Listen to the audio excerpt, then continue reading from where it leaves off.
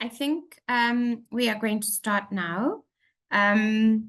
Welcome, everyone, and good afternoon to everybody. I think that, my name is Ferial Adam, and I am the Executive Manager of WaterCAN. I've been just looking at the list of people and the names that we've got quite a spread of people from Lenasia to Robindale, and I saw a range of other names as well. So I like the spread, and I think that this is basically an indication that the issues are quite widespread in Johannesburg in terms of water. So thank you for joining on a Friday afternoon. The purpose of this meeting was really because it was linked to the last water outage that we've had, which was 12 days, and in some areas you still don't have water. I know that in the area that I'm in right now, there's another outage for some reason or another.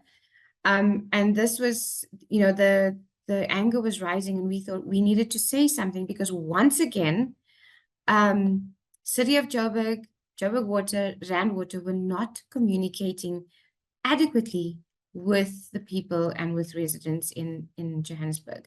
And we thought that this is something we have to deal with. So that was the main purpose. I think what we also want from this is to have a few action points that we can take forward. So it's not just a webinar. It's not just an exchanging of ideas, but it is also about how do we take this forward. I want to quickly share my screen just to show you the agenda that we have so that you know what we'll do. This is the introduction and purpose. I'm sorry that we can't go around and actually give you space to introduce yourself, which is what I always like to do. But I think the chat has been really great for you to put your name in there. Maybe at some point you could also add your water issues. And the background is that, I think WaterCAN, many of you have heard of us. We're an initiative of the organization Undoing Tax Abuse. We've been working on water issues for about 2.5, 3 years now. And our starting point is water testing, but we work on advocacy, accountability, building activism, and holding government and any kind of polluters to account. So that's who we are. And obviously, we've been very concerned about what's been going on in Joburg. For us, I don't know if you've seen it, but it's not just Johannesburg. This is a countrywide issue. And I think if we let it get away from us, it's going to be a huge challenge to actually come back from that. And that's why I think as citizens, we have to build active citizenry. We have to get involved at any level, whether it's at your ward level and beyond that. So I think that's what we were thinking of. We have Mike Muller with us today, who, as many of you would know him, he's been in the water business, or water sector for, I want to say decades, Mike. And he was, he was in government, he was DG of the Department of Water and Sanitation, and he's presently on the other side because he's working with us on the Water Crisis Committee and giving us input and expertise that I think we need. So I thought it would be good to have this kind of expertise of someone that can talk to us and tell us what's going on, as opposed to the death by PowerPoint we've seen by Rand Water and Joburg Water, where they just show you reservoir after reservoir and what the percentage is of that reservoir. I think we need to know more than that. So without any further ado, I'd like to hand over to Mike, who will give us a picture of what the situation is. And I'm not sure we're going to feel much better after that, because it might be a picture that's even more bleak than we think. Over to you, Mike. Okay, can you see me? I'm on. Right, good, thanks.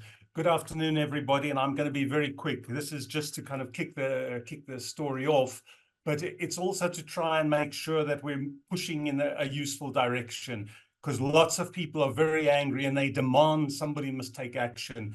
And if somebody and someone is going to do something, well, actually, quite often nobody and no one does it. So we need to focus. And maybe it's helpful to start with one of the more recent horror stories, which left 20 suburbs in Joburg without water for 3 days. And just because the councillors managed to send quite a lot of WhatsApps and they got information, it's a story of one of the things that's happening with water in Johannesburg. And I think it tells us some useful stories, because Joburg Water used to be, and this is only about 10 years ago, 10, 12 years ago, was when I did some research with them. It was a very well-functioning organization, but something's gone wrong.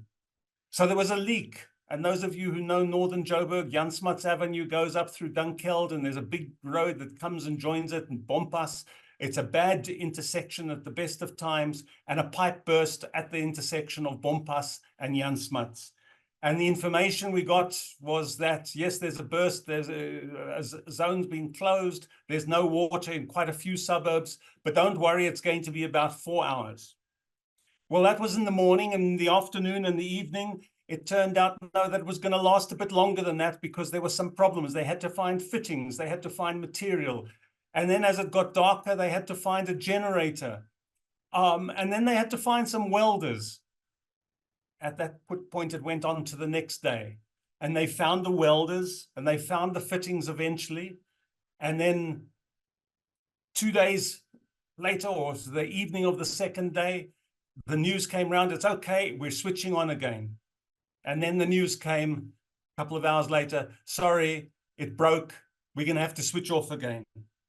And then they had to get some more welders from another depot, because whereas they used to have everything in one depot and all the trained people in, enough people in each depot, they had to bring people in from elsewhere. And eventually, I think we can say it was 3 days that it took to fix a relatively simple leak, because they didn't have the right people, they didn't have the right equipment, they didn't have what they needed, and they clearly didn't have enough supervision, because what they did the first time stopped working. Now, when I looked at them before, 10 years ago, they were targeting, if they got a report for a basic leak, they would aim to have it fixed within 8 hours after that report. And I can tell you, because I used to check, occasionally I reported something and I would check how long it took them. They were generally working within 8 hours. And that's gone. And so the question is, what's gone wrong? What happened to that good organization? And we can talk sometime about why it was good and how it was set up, because they got a lot of outside help to set up what is now Joburg Water. But whatever was set up has slowly broken down to the point where they can't find the right welders, they can't find the right equipment, they fix it, it doesn't work, and 20 suburbs are without water for 3 days. Well, you're lucky. Some people have been without water for 3 weeks. But if they can't fix something simple like that, and the system is breaking down, you know that there is some problem with management. And then I think we have to remember, we're always complaining about the council and the mayor, and they must do something. But one of the arrangements that was made back then was to set up a separate organization called Johannesburg Water, with its own board of directors and its own chief executive, and they would belong to the municipality, but they would work independently. And now we have this blame game. Who's responsible for what? Because Johannesburg Water actually doesn't get all the money that it collects for water. A whole lot of money gets taken off by the municipality for other things. Oh, now we are in trouble. So we have a municipality that has control over the money, and quite often trying to set priorities. And you have an organization which has an independent management, but is owned by the municipality, and is often quite scared to tell people what's happening, because they don't want to annoy their owner, the municipality.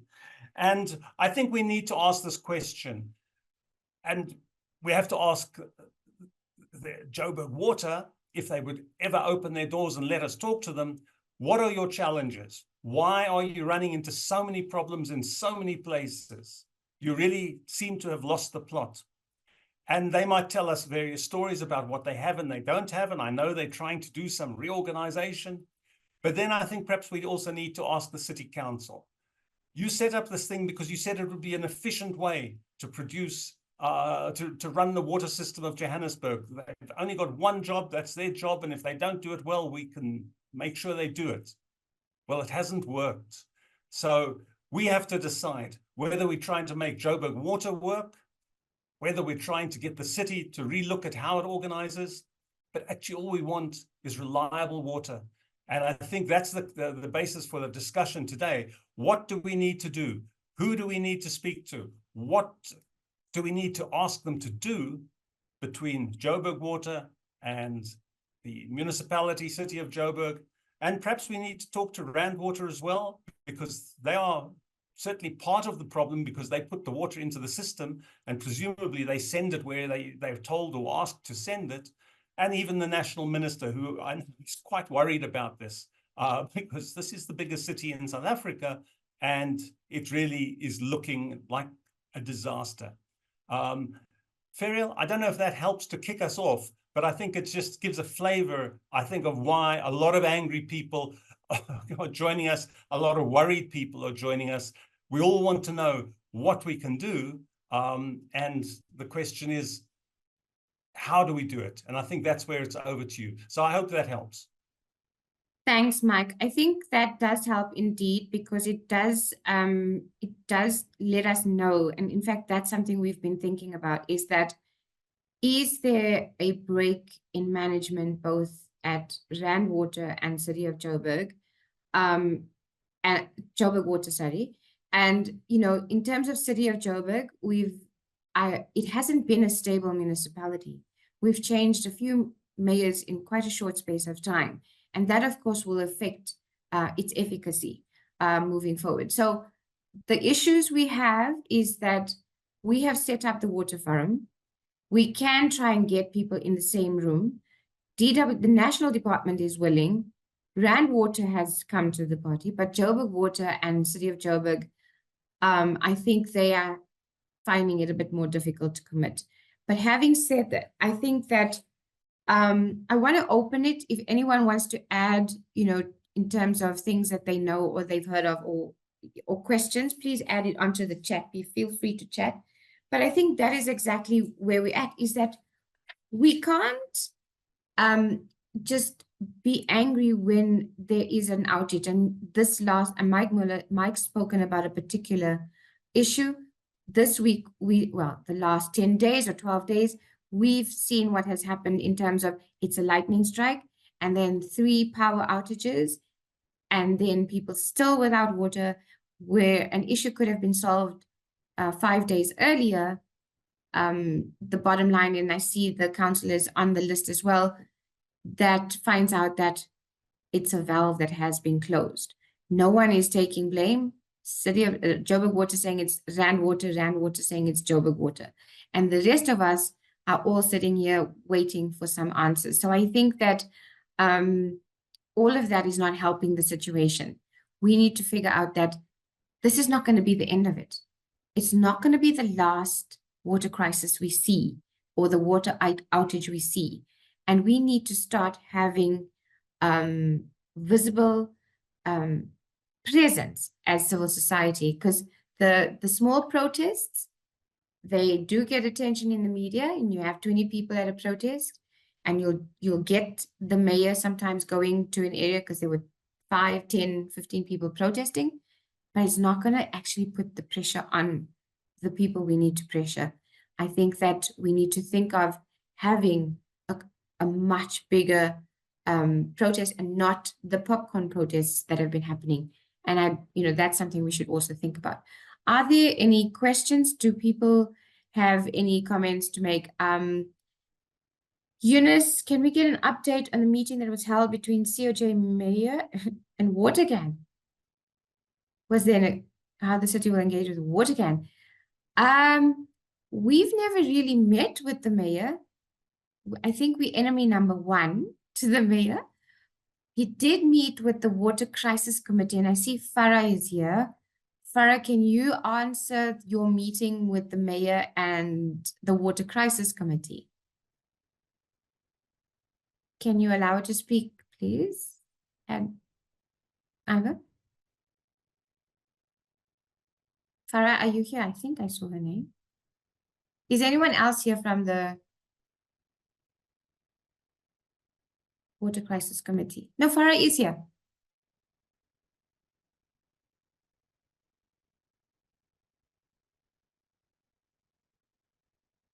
Can you allow it to speak? Okay, well anyway, Eunice, the thing is we haven't actually met with the mayor, and when he did meet with the Water Crisis Committee, it was more like a tick box exercise because the Water Crisis Committee had sent him a letter, a memorandum, they protested, and he met with them, and I think he was very dismissive of civil society because I was in that meeting and he was, well, who's this WaterCAN and what is this water forum? Actually, what is this water forum? When we've been talking about it for a long time. So I think he is completely disrespectful of civil society.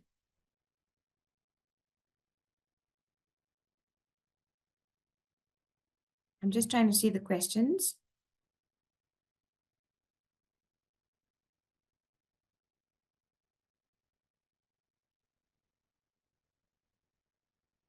Sorry, I'm just trying to, there's a lot that's going on into the chat. I think if we can start, just asking people, if we can open the discussion and allow people to speak, please raise your hand if you want to say something so that we can see.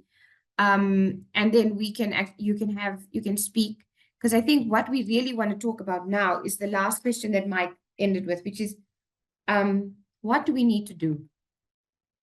What can we do? I have some suggestions, but I think before we get to that, I want to know, I want to hear from people in terms of what can we do and what do we do?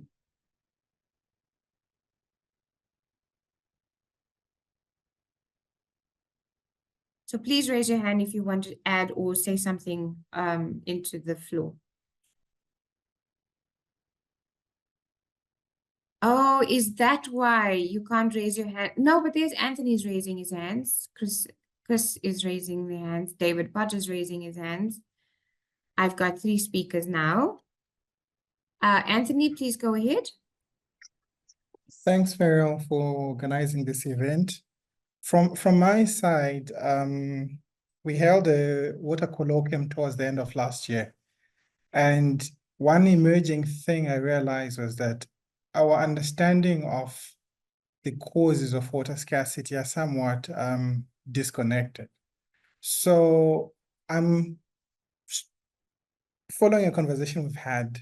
I'm thinking of putting together beyond civil society, but this community of practice of water activists, people in government who are willing to step up so that we can have honest and frank conversations around why we have a crisis.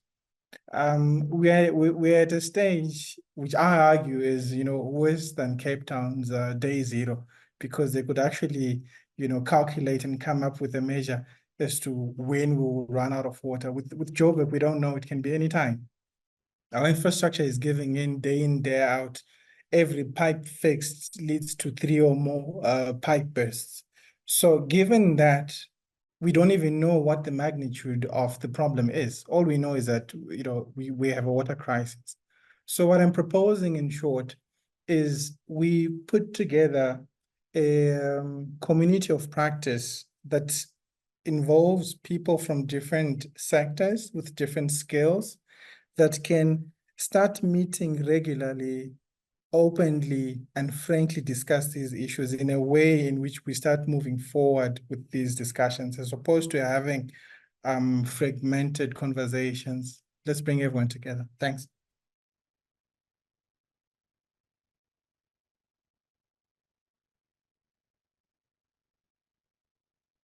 Thanks, Anthony. Chris Santana.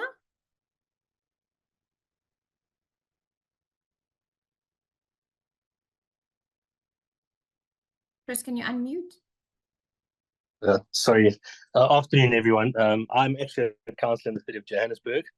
I also serve on MPAC and group finance for the city of Johannesburg as oversight committees. The biggest issue that I think most of our residents don't realize is that all the water within Gauteng is actually pumped. So load shedding has a huge part to play as well, with regards to the fact that the system is not pumping sufficient. You've also then got water restrictions from Rand Water because they haven't updated their infrastructure in order to provide more as the demand increases. So it's a double whammy. The other conversation that's currently being had is who's responsible for bulk infrastructure. Is it National Treasury or is it the municipalities at large? So that's the conversation that's currently happening behind the scenes, is who's going to deal with the bulk infrastructure. Is it going to be National Treasury through either the World Bank to get funding to do it? As it is my understanding at this point in time, Joburg Water requires 24 billion rand to at least fix the infrastructure that we currently have. And that's not even taking into account the majority of the pipe replacements that we have in our Sandton, the old wards, Sandton, Randburg, all of those that had the old asbestos piping, which we still have, which is really past its useful life, and that's why we're getting so many bursts, is because we've passed that useful life already. So there's a mountain of issues that are being plagued. I mean, I'll keep on asking the question, yes, we may do repairs and maintenance on an existing infrastructure, but does that not then tantamount to actually wasteful expenditure, because we're repairing a broken pipe, and then when we come with a pipe replacement project, we're putting new infrastructure, we've already patched up old infrastructure. So I would like to tackle it a different way, that when we are doing these kind of projects, that we actually adhering to what needs to be done. The business plan for Joburg Water keeps on referring to about 100 kilometers, of pipe replacement projects per annum. And at the moment, we're only managing to do 16. So there's definitely a fundamental issue with regards to how the entity is structured. Yes, I understand from a point of view that they're not getting the necessary funding. Again, if I look at where the funds come from, Joburg Water in its billings is also not collecting or actually billing what it's required to do so. So there are a lot of challenges around how we're addressing those issues. And again, of course, is where does the bulk infrastructure lie and who's going to address that? So there are conversations happening around it. We obviously we do ask for those reports. We do ask for how they plan to address those matters. And unfortunately, in the big scheme of things, money is becoming scarce, and the projects that are required to be undertaken are of a huge amount. And again, where's that funding coming from? Thanks. Thanks, Chris. I think, yes, we are going to get a lot of people who are going to talk about, raising the issue of budget and money and where's that money coming from. There's just a few things. I think for me, one of the key things we need to be asking for is we need an infrastructure plan. Okay, so they don't have the budget, but we need to know that there is a plan in terms of how they're going to deal with repairs and upgrades. And identify leaks. This is a basic thing that a municipality or Joburg Water needs to have in place. And they've even talked about it online, saying they'll have it at the end of the month. The fact that they're working without that, for me, is a concern. But added to that, in terms of the budget, we know that on the budget, we see that there's a 9 to 10% being allocated for maintenance of infrastructure. Now, according to Treasury, if you use between 6 and 8% of budget on the maintenance, that's a good thing. But when you break it down, then 58% of that amount is being used on contractors, 31% on staff, 8% on others. I don't know what other is. Only 3.4% is actually being used on inventory, on actually fixing things. So yes, they have a challenge, but they also, if we can get, and I like the idea that we need to have a structure that keeps watch over what's happening and how it's happening, that we need to also have a say in, and understand that. So Chris, the first time we're hearing this is from you, but we don't have that kind of interaction with our local government and with Joburg Water. If we do, we could probably find other solutions or other, suggestions. So that is something we need to also consider. I know also that Joburg, the city of Joburg was given a loan by not the World Bank, but the IFC, which is a subsidiary of the World Bank last year. for $10 million. I think $10 billion. I think I need to double check, but that's how much money they were given as a loan. So we need to know how they're spending it and where they're spending it. But thank you very much for that. David, you can unmute, please.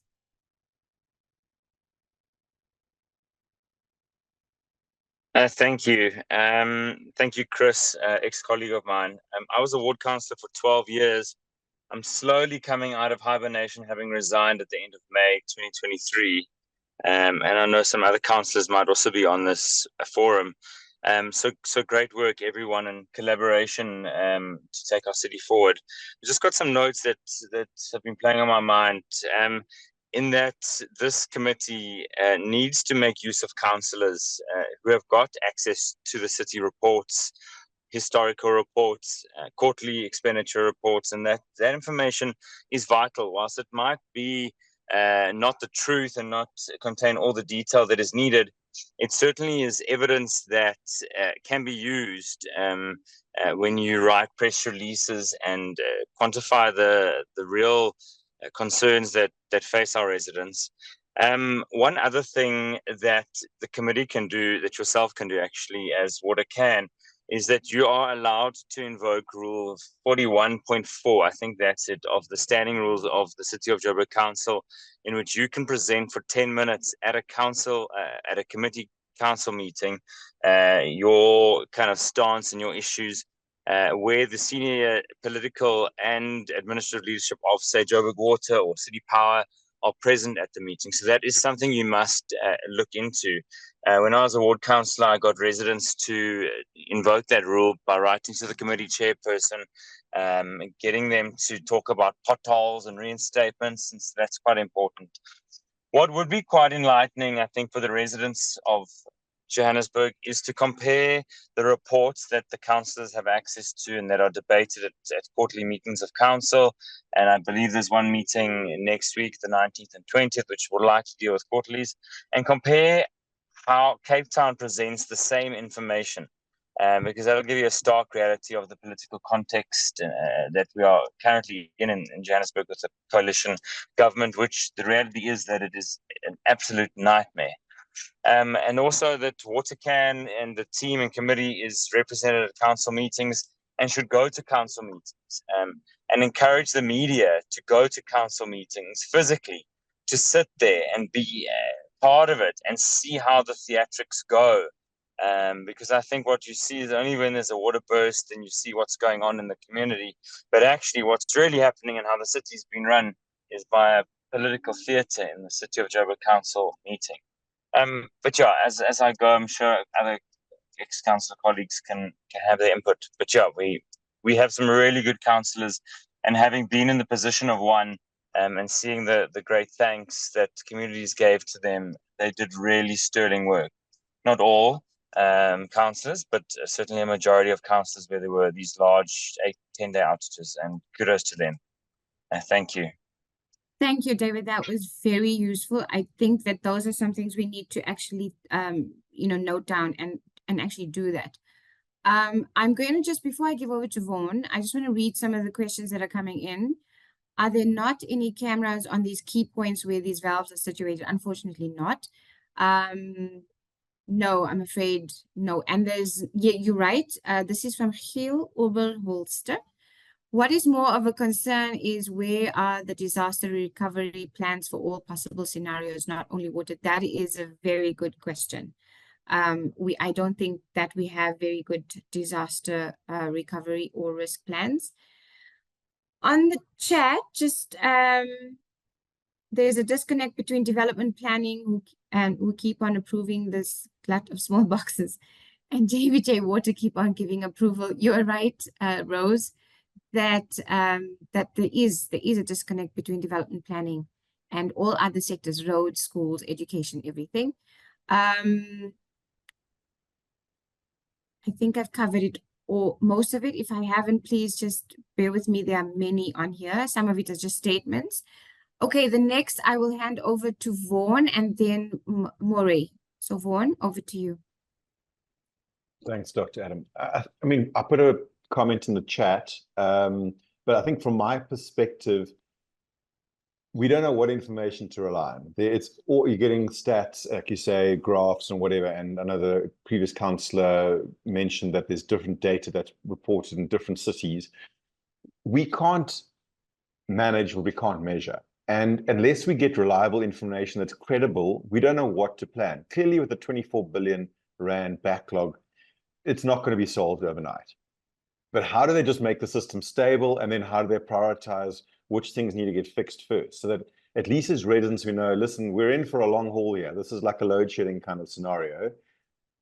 How do you at least make sure that you aren't out for 9 continuous days, like we've been in Emmarentia and surrounding areas? So, you know, that for me is fundamental. And then you can get the residents on board. We can say what we can support. I know there's comments around boycotts and rates boycotts. Obviously, I think those should be things we don't throw away as potential solutions, but I don't think they should be the first solutions in my mind that we put on the table.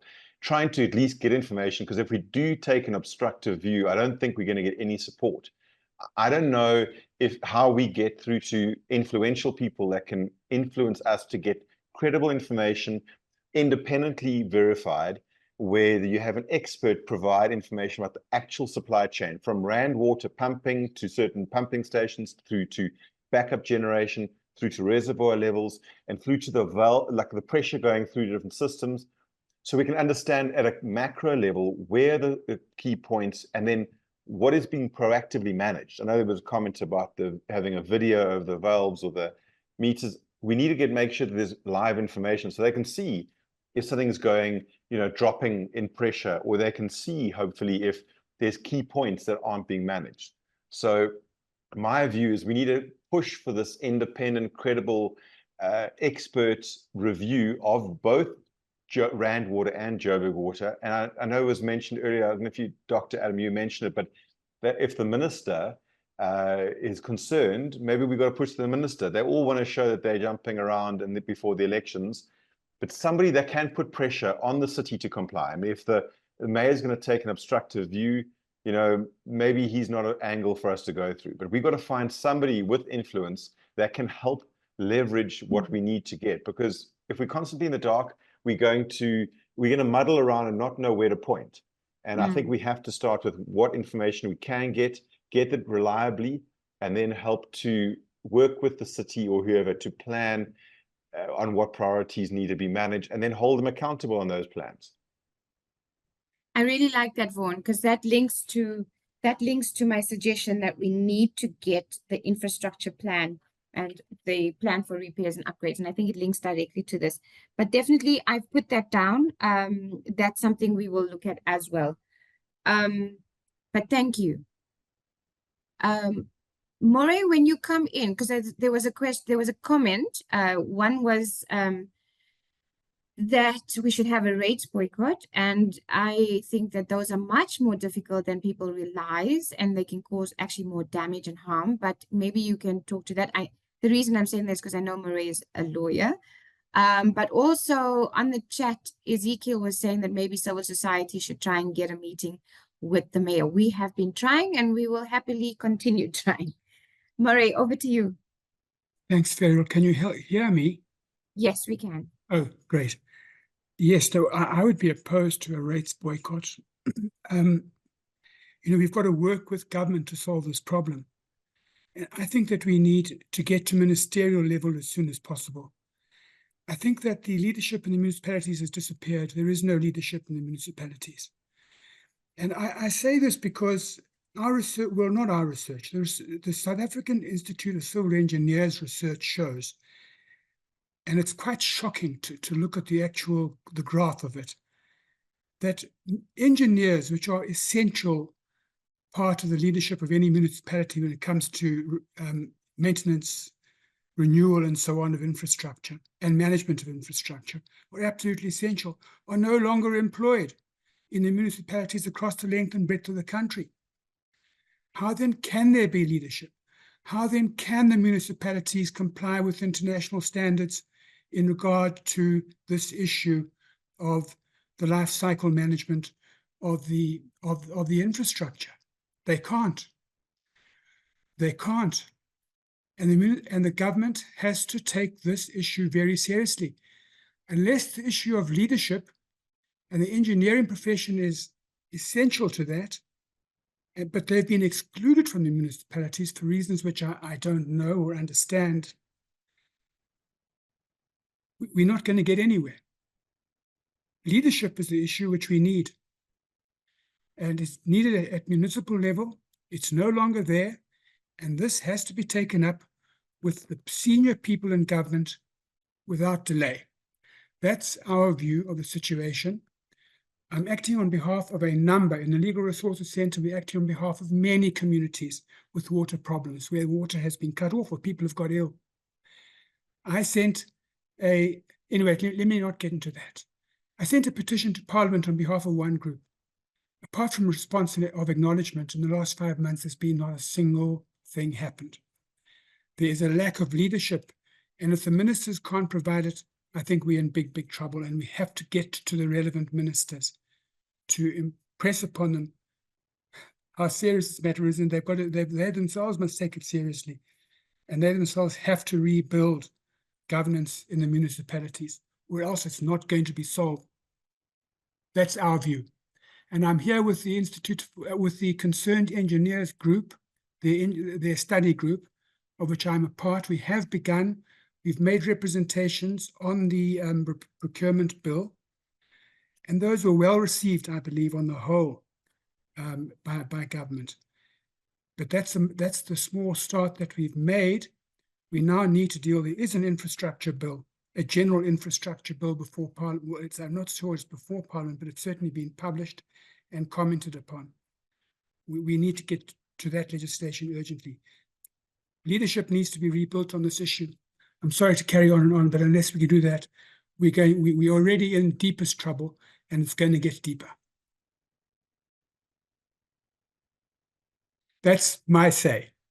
Thank you, Maury. Thank I you. think that's very, very useful. I think you're right. And also, I think people that as we have these discussions, just please remember everything that others have said already, and I concur, is that there's no quick fix at the moment in terms of where we are right now. This is going to be a longer term issue, and maybe we can think 2 years and we can really, as civil society, make the kind of changes we need to see. We can start working towards that. I have Rose, but before I get to Rose, Ezekiel, I believe you made a comment, but I can't find it because people are saying I agree with Ezekiel, but I don't know what it is. So maybe you want to raise your hand and speak after Eunice, but I'm going to hand over to Rose first. Rose. Thanks. Thanks very much. Just by way of introduction, I'm a retired planner, valuer, and property developer. I personally believe that we need to identify the problems we have. We have problems with the accounts. The accounts are, for most individuals, are an absolute mess, thanks to City of Johannesburg. That's one problem. The second problem is our water supply and our capacity for future supply. And the third, in my view, is a moratorium on further development into areas where there is no budget or capacity to approve existing infrastructure. I think that's creating the problem that we have. I have a current example, and this is just by way for everybody to be informed. I live outside the urban development boundary, and the city policies, the planning policies, are that no development or infrastructure takes place outside the urban development boundary of the city.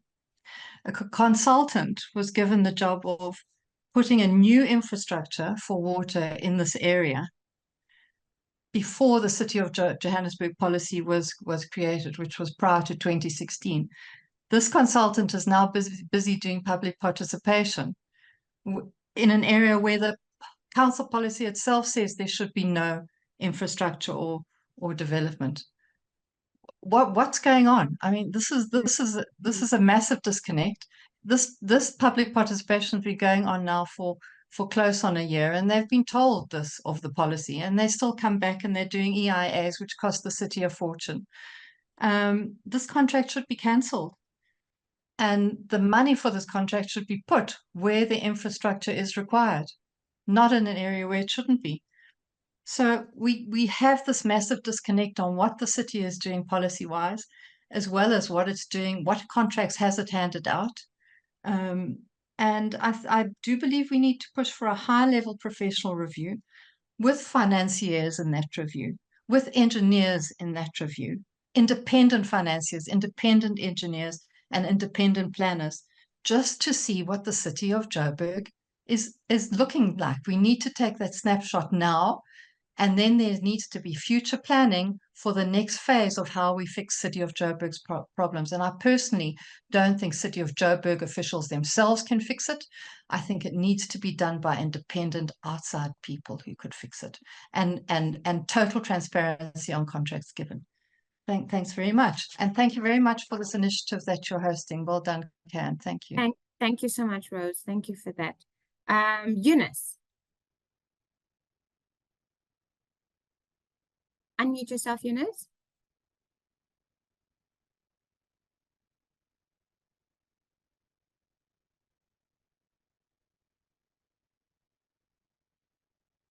Is there a problem with Eunice's? Is it me?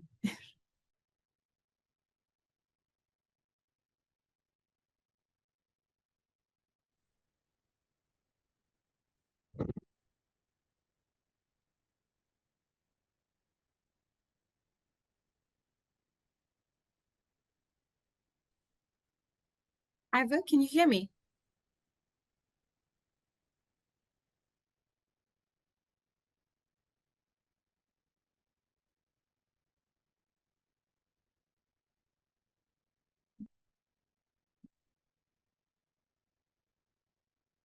Have I dropped off?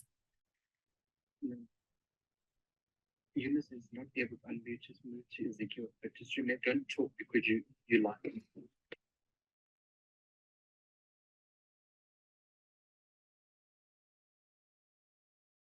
I'm not. Am I not? Can you hear me now?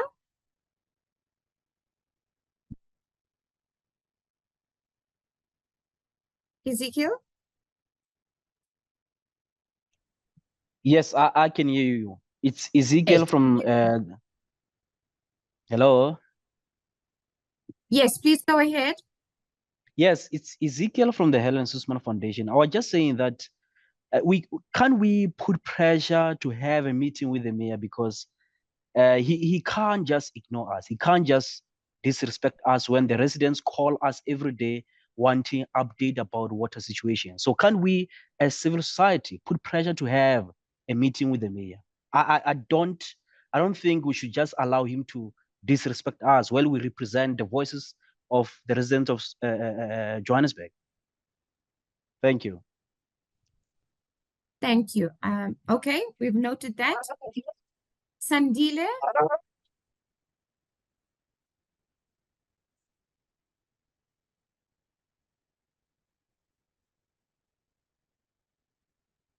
Can you unmute Sandile?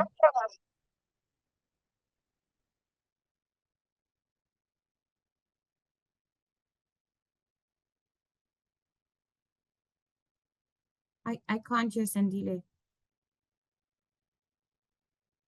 Can we go on to Lucinda?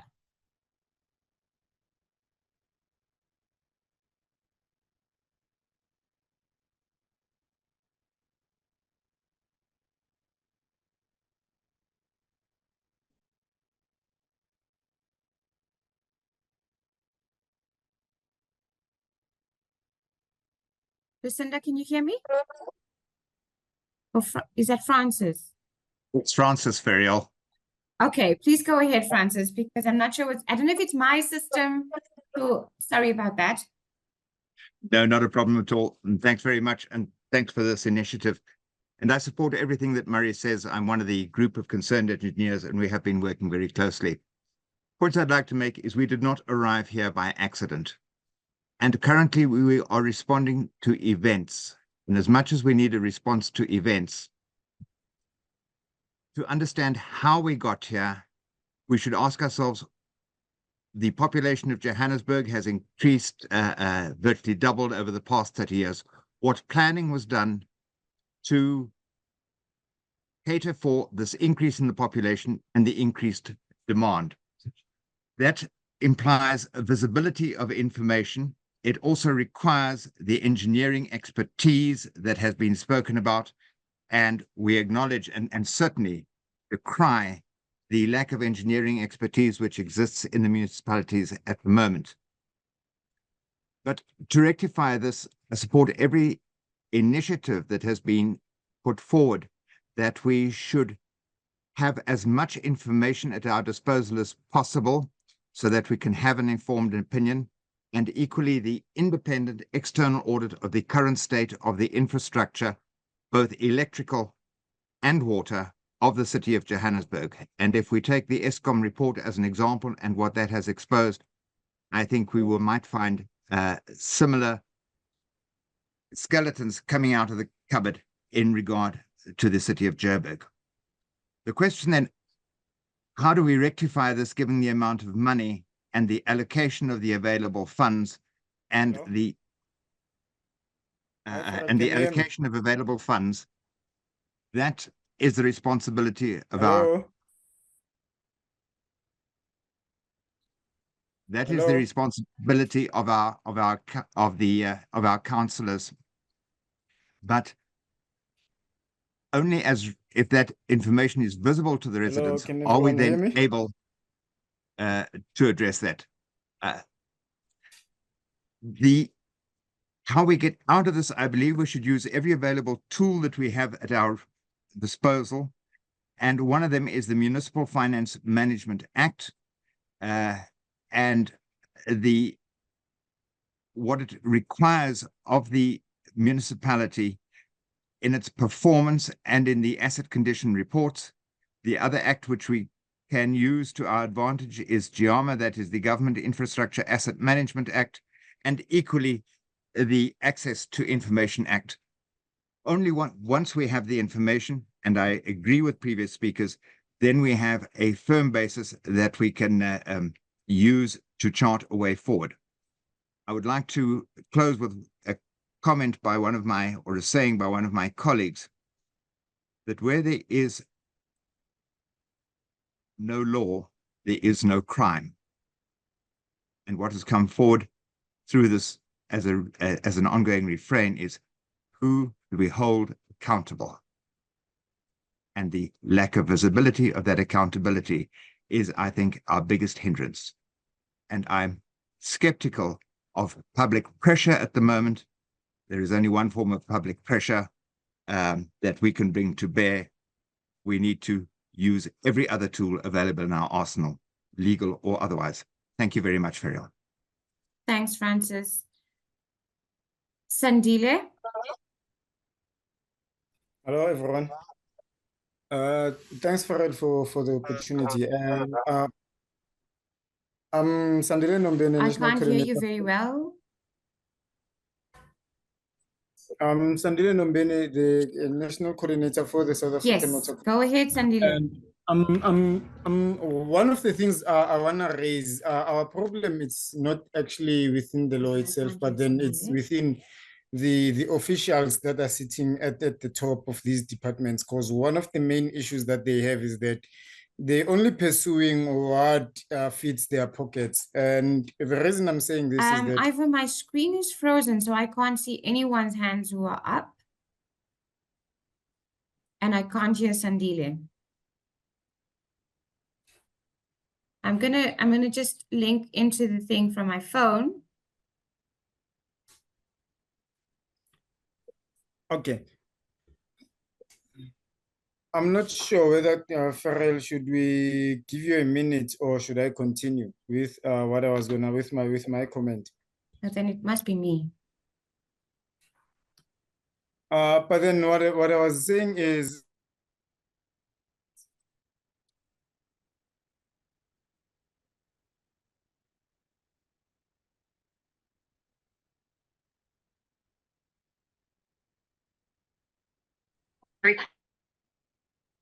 Hi, can you hear me? Sorry, I had to go onto my phone because my computer had just stalled completely.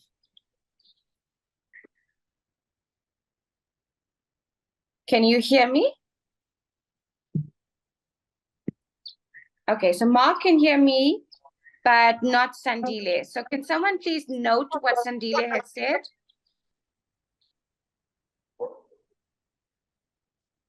Okay, great. So I think we don't want to have, I mean, I think there's been some good ideas. Am I missing anyone whose hands have been up? Because I can't see now. Ivor, can you help me with that? Yes, Dr. Ashraf is next. Ashraf, please go ahead. Okay, you guys, you can hear me clearly, right? Yeah? Yes. Okay. So without getting into the technicalities of the water issues that I am no expert on, I mean, I've noted the point about the meeting with the mayor. It is a concern that, you know, whether it's WaterCAN and the outers and other councillors and other pressure groups are unable to get to meet the mayor, right? Meaning, when I say it's a concern, not necessarily a concern that you're unable to, that it's a concern that the mayor is actually not responding. So I don't know much about it, but I'm saying, and I agree with what has been said before, that we have to do whatever we can to not just get to meet the mayor individually, but if there is, for example, a Joburg City water crisis committee within council, that we absolutely must meet them as a matter of urgency. That's the one thing, right? So whoever it is that can reach the mayor in whichever way it can be done, I think one must do so. That's one. Then I've noted the point about protests that, you know, small pockets of protests don't necessarily help, and I hear that. I also note the point about the rates protest, which I think is another drastic issue that could well collapse a city that's already collapsed, right?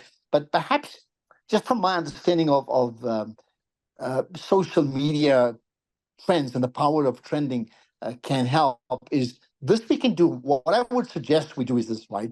From a protest via social media, that if we have 1,000 people, and I would be one of them, right? And the Champion South Africa project that I drive would be 2, that would commit to posting a specific comment on the urgency of the water crisis in Joburg every day from now on, for whatever, 30 days, 40 days, you tell us. It must be coordinated from the top, right? With a particular hashtag. So it can't be loosely defined. There's a very specific hashtag that we would push out that message, every one of us. And I'm looking at it. If we can get 1,000 people to do that every single day at a certain time, believe me, that issue will trend. And we may say, oh, it's only social media. We've seen how important when issues get raised nationally, they become serious issues. And although this is a municipal level issue, as we get closer to the election, it in effect does overlap into an embarrassment for those that are making a mess at local level in terms of what it shows up their parties at national level. So that, I think, can be done, and can be done very, very easily and very, very quickly. Thank you. Thank you very much, Ashraf. I have noted that. That's a very good idea in terms of, yes, we've got to use everything. Like, I think it was David or someone that said we must use everything in our arsenal. And social media is one of it. I'm going to try Sandile again. Hi, everyone. Yes. Am I clear now? Okay. Yes. Yeah, thanks. What I wanted to submit was that I think this is not only the city of Joburg that is facing this water crisis, because a couple of days ago, I think it was on Tuesday morning, I received a call from one of the national provincial coordinators for the South African Water Caucus in the Northwest Province, complaining around, or wanting to put a media statement around the issues that within the Rustenburg area and other areas within the Northwest, they've had a couple of months without water. I think he said it was something like 2 or 3 months where they're having some challenges around water. But then one of the biggest challenge I foresee is that our main focus is looking at what the city of Joburg and the infrastructure that relates or that connects water pipelines to communities. But then we never hear of any issues around mining companies and big industries having challenges around water access and stuff. So for me, this clearly says that and tells that our government is actually, or our political leaders are actually not cognizant, or they're not actually taking communities seriously around the issue and the right of the citizens on the issue of the access to water and quality water supply. And even now, looking at the previous engagements around the policies that have been developed and public participation processes that have been taking place, especially since last year, none of those public participation processes have been open for public comments. Were done live. Most of them were done virtually. And whenever you do things virtually or you submit, sometimes they do not respond to you. Then you are not sure whether they do know or they did receive whatever comments you've submitted. So part of our challenge, it's not the policy, but then I think it's the people we have elected and put into power. And I don't want to go any more further, because once I go there, I think I might be, it might seem as if like I'm against political parties and so on. Thanks. Thanks, Andile, for that input. We will note that. I can't see the hands. I was telling me who's speaking, so I don't see surnames. But I have next is Nicole, and I know there's a few Nicoles on the line. Good afternoon, Farrell. My name is Councillor Nicole van Dijk. My area, along with my two colleagues, was the centre point of all these water issues this week. I did just want to highlight that, in 8 years of being a councillor, this was probably the hardest challenge I've ever had to face, largely because communication does not happen. Joburg Water is giving you a very small piece of the pie. I think one of the biggest portions that's missing from civil action groups is there's got to be a lot more pressure put on Rand Water. Now, we are obviously doing that internally, politically, but if we don't start getting statements and responses from Rand Water on what exactly is going on, it becomes immensely difficult. I eventually had to reach out to Jeremy Maggs just to get them to give some kind of response. That's the question on communication. You can't just get one slice of the pie from Joburg Water. We have to get the other slice of the pie from Rand Water. And I have to absolutely concur with David Potter.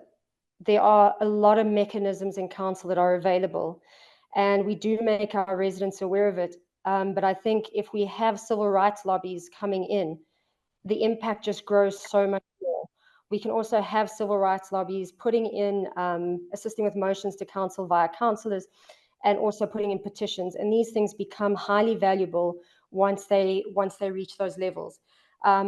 We are happy to work with whoever we need to. I never want to see something like this, nor do my colleagues. But Councillor Chris Santana on the finances of the city, he hit it spot on. The finances are not there, and your response was absolutely right. Where is the money going? And I'm going to leave it at that. Thank you, Nicole. I think that there's lots of information that we should get from there in terms of, I think we will continue the chat in terms of the types of pressure on Rand Water. I have one more speaker because I think it is 3 o'clock, and I do want to round up to say that this is not, I want to have action points from this so that we have a way forward. Lucinda Harmon. Thank you so much. I just want to put on record that it's not Lucinda Harman. I don't know why it keeps putting me as her, but it's actually Councillor Emmy Kukumur speaking. But I saw in the chat it shows up as LH. So I have no idea what that is happening.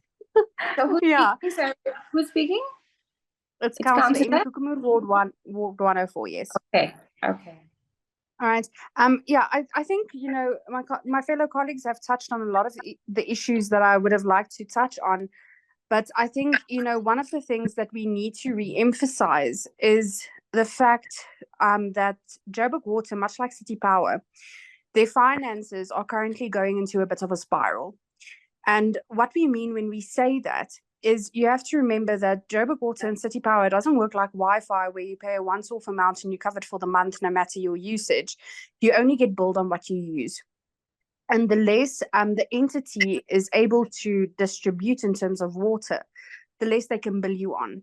Now, a lot of residents ask us, okay, well, so if they're producing less but we're using more, what's the problem? And, I think therein lies the issue of the 46% technical losses that we need to address with the city. And from a Section 79 standpoint, Nikki van Dijk is also on that committee. It's environmental infrastructure and service delivery. It has oversight over your 3 bread and butter entities like Joburg Water, City Power, and Pick It Up. we've been asking these questions, what is the turnaround strategy on addressing this 46% technical water losses? I mean, if you take that into perspective, that means just around about 50% of the water we receive from Rand water gets lost. And where that becomes an issue is, I don't know, a lot of you have probably seen that infographic do the rounds of all the little spikes with the red line going through that's been shared by Joburg Water. Now, that red line is the cap of Rand Water's license to supplying water to COJ. So we are far exceeding the licensed amount that they are allowed to give us. And I can assure you that the majority of that is technical water losses. So that is definitely something, that civil society can really press on and say, listen, in terms of technical water losses, what are we busy doing? And that comes into my next point that David Potter raised, which was, the presence of civil society and pressure groups in our Section 79 committees. That would definitely go a far way in supporting not just, the community, but your councillors as well. A lot of the times, it is a political space, and a lot of the times, the questions we tend to ask get over politicized when they actually have dire impacts for residents. The next thing I would have really liked to touch on is, in terms of CapEx allocation to different regions, I think we saw now the harshest hit areas at the moment was your Region B. And more so, Ward 102, Ward 104, and then Nikki van Dijk's side.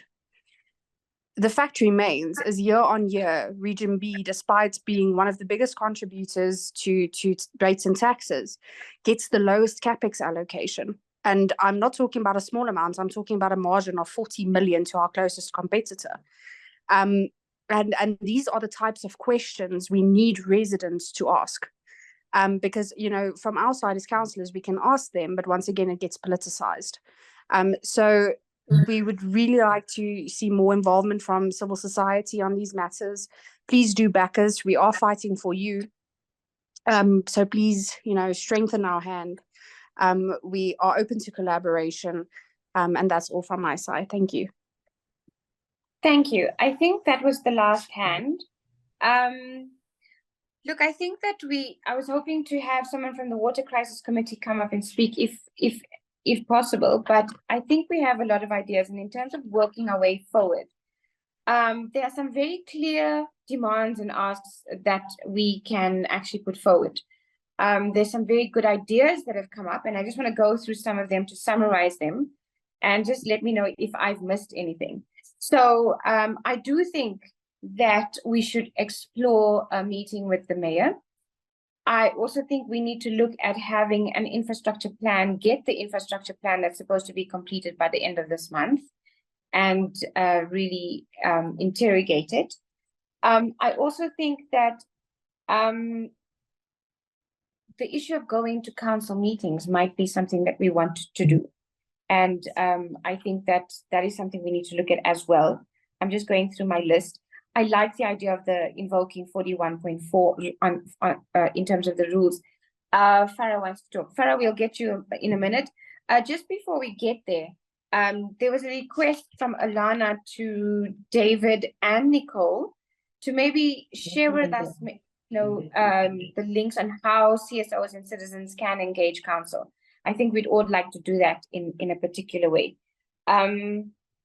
I think that there's been some agreement here on this chat that a rates boycott may not be the best idea, or it's very complicated to actually do that. And I like the idea of an independent, credible expert review, which must have engineers and planners.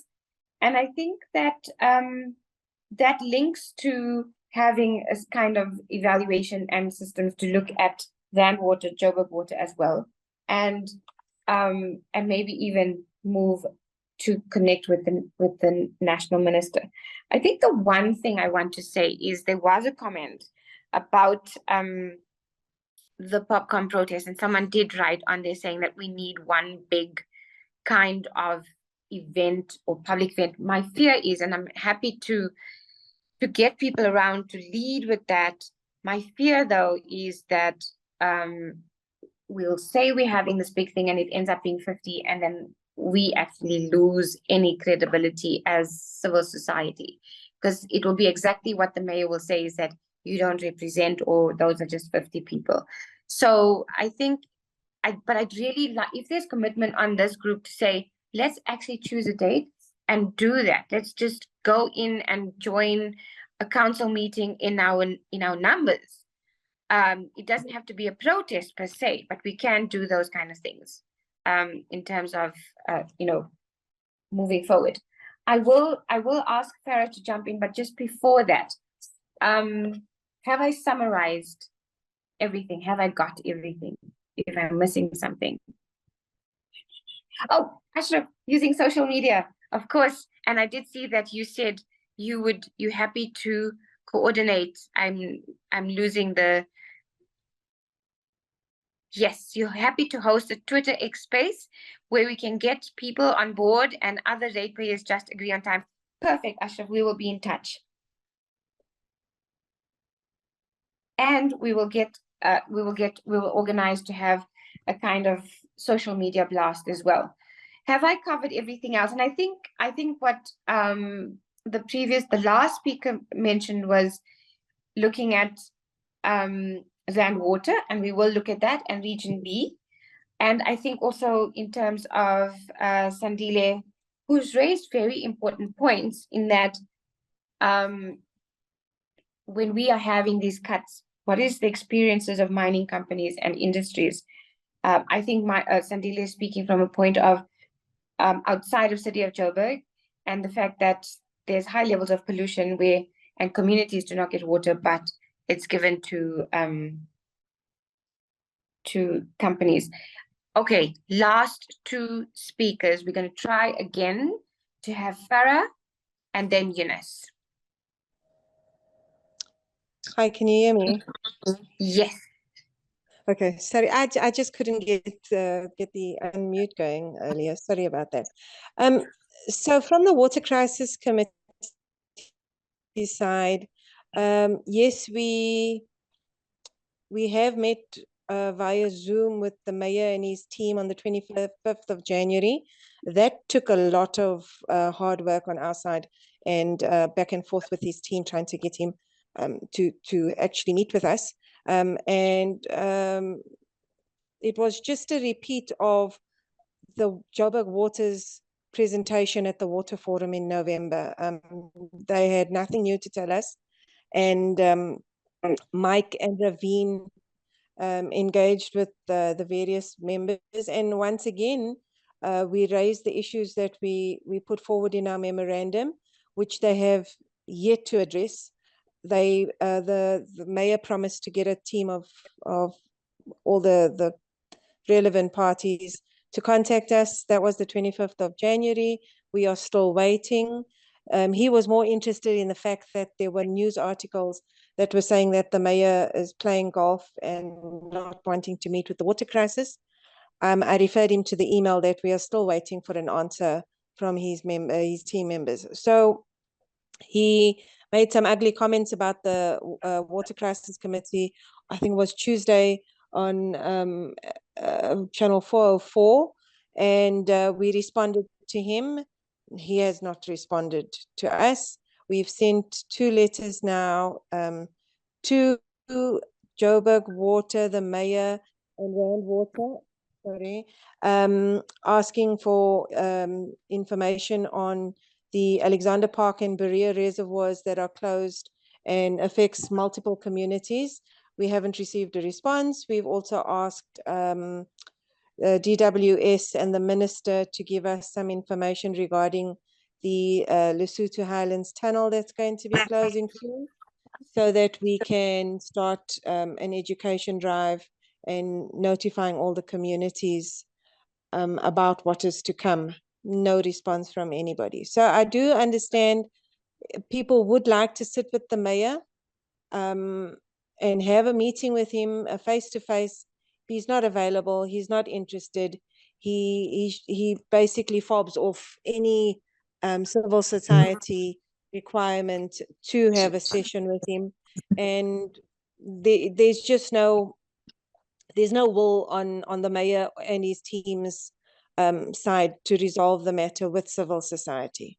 They'd rather have all these media sessions weekly that doesn't give us any information, because we probably got more information out of doing investigations ourselves. So that's just Thanks, basically Farah. where we stand. Sorry, man. Okay. Thank you so much for that. I think we're still struggling with Eunice. I do think that one of the comments that was made, and I have to agree with Patrick, I think I might butcher your name, Bushao, saying that we need some action now. The challenge is, and I'm with you, we will do the action now if we can get people to follow in terms of having that action, because having an action with just 100, 200 people, we need thousands, or at least 1,000. And that is when I think they will actually sit up and listen. But it's not an idea that's off the table. We will continue to try and think of how to do that. Is that okay? Eunice is having difficulty actually unmuting himself. We would, if we do go for the option of we do want to, whether it's, if we do go and use the sections, what's that, section 41.4 rules, and all of us, we just fill up the kind of council meeting, that's the kind of thing we can do, because we need to make them know that they have to communicate with civil society. The communication has been appalling. I'm going to wait for Eunice to see if he can type in his question.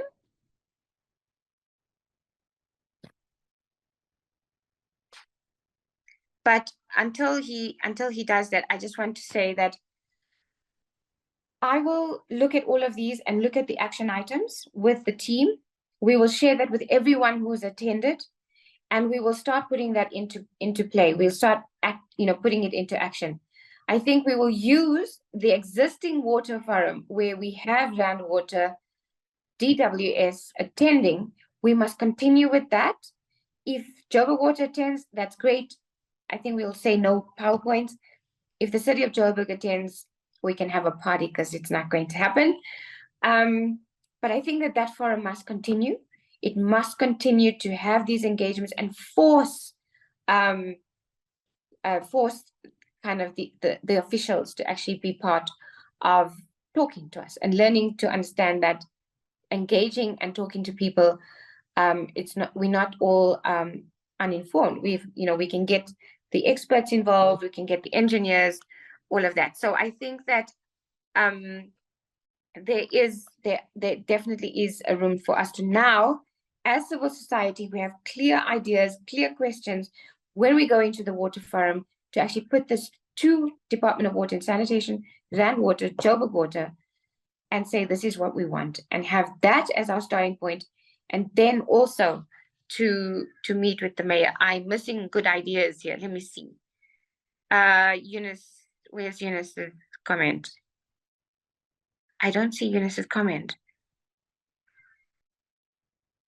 So Patrick, we'll happily coordinate it if we can get the thousands. I think we can definitely talk about that. Thank you, Mark. I see that you've said you're happy to continue. I see Julieta says, good idea, Eunice, but I don't know what Eunice's idea is. Julieta, do you want to just read it, or can someone read Eunice's idea? Oh, Eunice, I got it. Can we take advantage of the Human Rights Festival on Sunday, 24th March?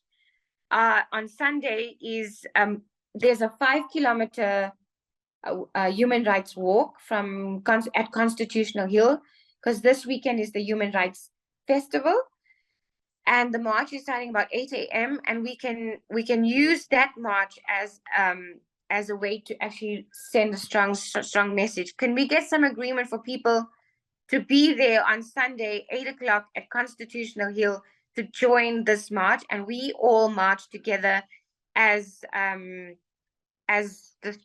people who want to reclaiming Joburg. Also, the Joburg Crisis Alliance, that Eunice represents as well. I think will be there. So maybe that's a good idea, and it's a response to Patrick. So that would be a good idea.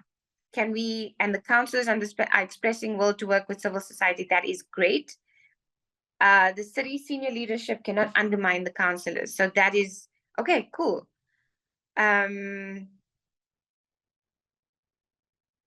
Okay, so can we say that we'll do that? I think I like Eunice's idea. We will get the details of the march, of the walk, and we will share that. We will share the details on all for everyone who's joined, and we will put that out. How's that? Okay, so let's do it. Let's get on Sunday, the 24th of March, we will be marching, whether we 20, 50, hoping we lot more than that. Water is a human right, so there's a link there, and we can talk, and we can have posters that talks about the city of Joburg and show our disgruntled, and give us our anger space. Can everyone please? We will get the posters from the human rights organizers. Eunice, can you do that because you're on that committee? And we will share it with everyone who's attended. Please share that widely. And councillors, please come without your party t-shirts, but be one as a citizen with us walking this march. So thank you. I think that is some really constructive things we have. We have a way forward. We have the march. We have the Twitter. Let's do it. Then we'll do a Twitter storm, and then we'll have a water forum. I think those three things will definitely say to them that we mean business. Okay. Rose is asking a question. How many on this meeting? Sorry that you can't see that. We started with 100. We're now at 75. Are there any last comments from you, Mike Muller? No, thank you. It's useful. And I think you've got the message. It's a long haul, but if you don't start, you don't get there. So thanks for organizing. Thank you. And we have practical things that have come out from this. There's the march, the social media, the water forum, and of course, going to use section 41. I keep forgetting, says 41.4, and going to a council meeting. And I think we must all be there. We must all be there. So if we as WaterCAN apply for that, we're going to go there with 100, 200 people. We sit in there and we watch the circus unfold. Thank you very much, everyone. Have a fantastic Friday afternoon, and hopefully you have water. That's a bad joke, but I mean it. Thanks very much. Thank you. Have a good day. Bye.